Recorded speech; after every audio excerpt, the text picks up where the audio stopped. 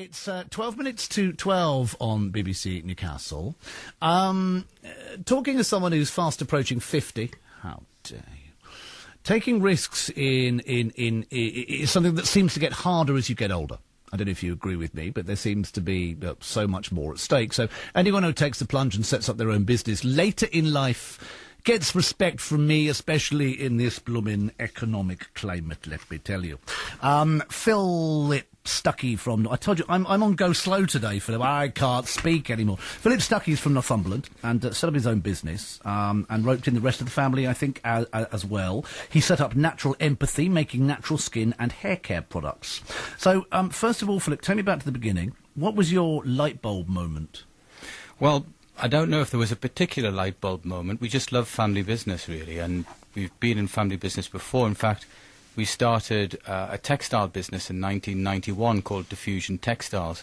Sold that in 2003, and whatever happened after that, it was all working towards what was the next big family idea. We love working together. Oh, okay. We love the whole natural thing, of course, and we saw every day sitting down with a glass of wine, what's our big idea? What's our next big idea?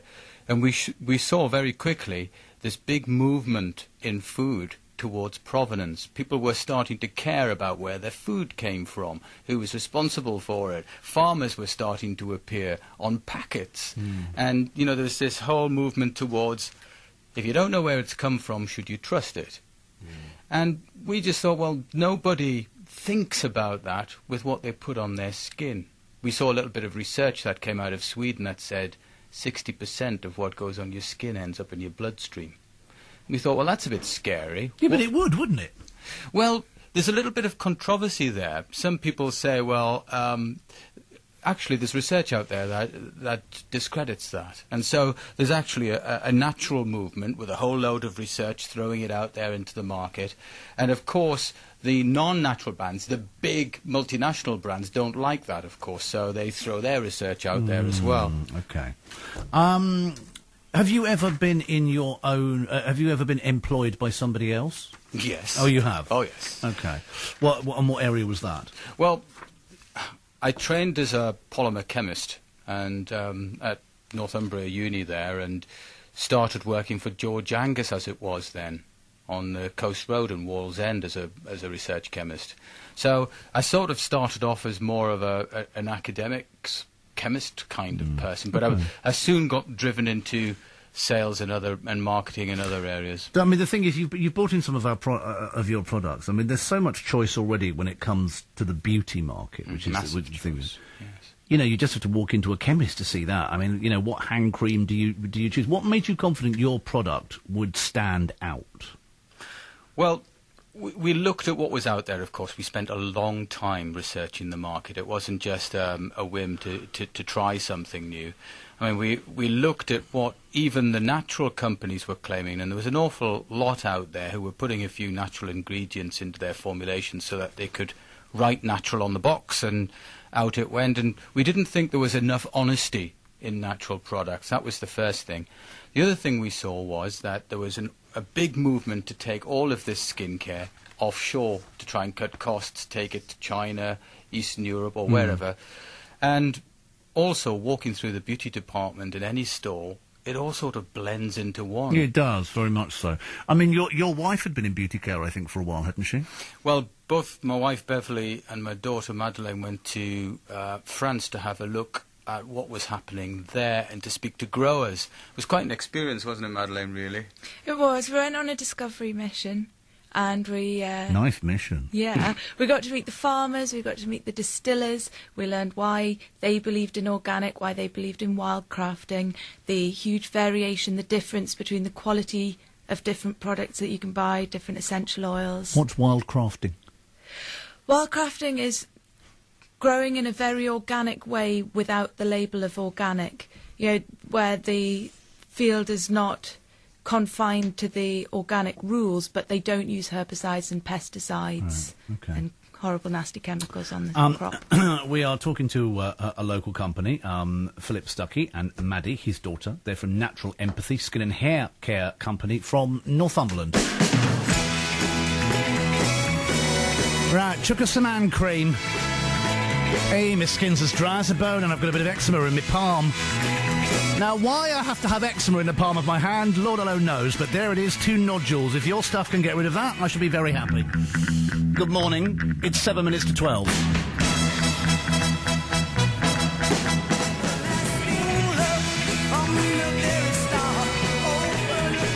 BBC Newcastle, radio for the North East. I'm Johnathen Miles. Philip Stuckey from Northumberland, his wife Beverly, and his daughter Maddie, who's here, set up Natural Empathy. They're a company making skin and hair care products. And not because you're sitting here, but you did just give me a squirt of something that smells like an aromatherapy parlour, which is just lush. And the packaging's really nice. It's a kind of a... I was going to say... a dusky Union Jack. It just looks a bit classy. I mean, I could say it looks dreadful, Philip, but I wouldn't be that rude. I like it. I like the stuff. You could see that in that big department store that Mohammed Al Fayed used to run. So difficult to set up new business in the current climate, Philip?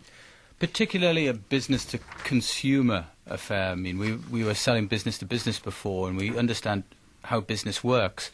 But selling to consumers, it's all about trust, particularly when you're selling a skincare product, which is why we couldn't immediately go to trade and try and sell to shops, because if it sits on the shelf, people don't recognise it, feel nervous about trying it, it doesn't sell through, then you don't get in the shops. How do you work together? There's you, Beverly, your wife, and Maddie here. How do you all have separate responsibilities, or...?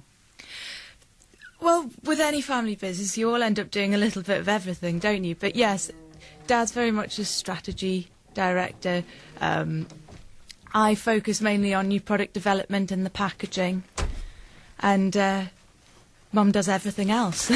Have you been able to keep all the ingredients truly local? Because I think that was the original idea. Well, the original idea is to celebrate Northumberland and all our localness, and particularly the British countryside in general, because it's almost impossible to keep everything local, because lots of these ingredients or exotic ingredients are not available here. But what we've tried to do is keep all the manufacturing in the UK. We're actually working with the Yellowfields farm in Morpeth with their lovely oil you were talking about earlier. We discovered very quickly very high in natural vitamins, very high in omegas, and readily absorbed into the skin. So it's a great product for skincare. What happens with family disagreements? You know, is it hard to bring disagreements you might have had at home into the office and the other way around? If you have a disagreement at work, do you spend dinner that night in silence? We spend dinner that night discussing it.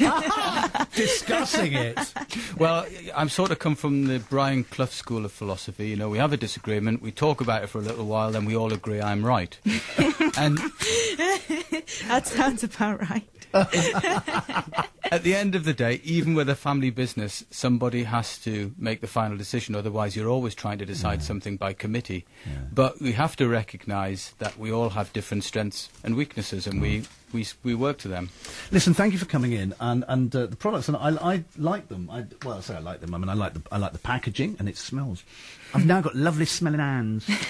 Well, the beauty industry loves them too. We've just won 2 major awards, so when you consider we're up against some very well-established brands, we've done hugely well. Look, North Hannah Bayman's in. Smell me hand. I am happy to. Ooh, that's nice, isn't it? Absolutely gorgeous. Yeah, I walked in here and I thought, my goodness, there's a waft of something very, very nice indeed. What have we got here? What do you smell of? What's this? Beautifully British luxury hand and body lotion. That's lovely. May I? Yeah, go. Thank you. Cedarwood, lavender, gorgeous. I do have to say at this point, there are other beauty products available. As always. These do smell nice, isn't it? particularly nice. Not all that many in Northumberland. Okay, not very. Basically Northumberland. Thank you, Maddie, Philip. Thank you for coming in. Thank you. BBC Newcastle.